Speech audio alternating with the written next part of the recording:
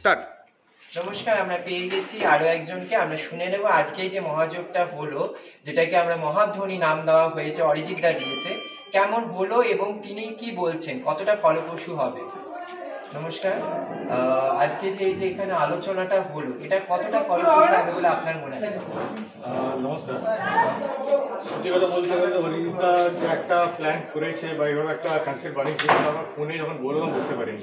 এখানে আসার পর যখন এটা দেখলাম তখন বুঝতে পারলাম যে না, এটা যে মহাধ্বনি যেটা বললেন আর কি, রিয়েলি জাস্ট লাইক মহাভারতের দেশ।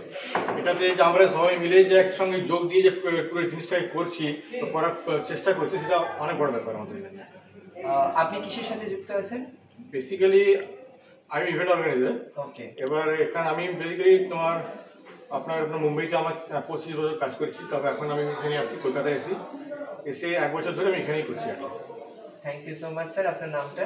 আমার name Mohammad Naeem Alam. I represent Trudant multiplex.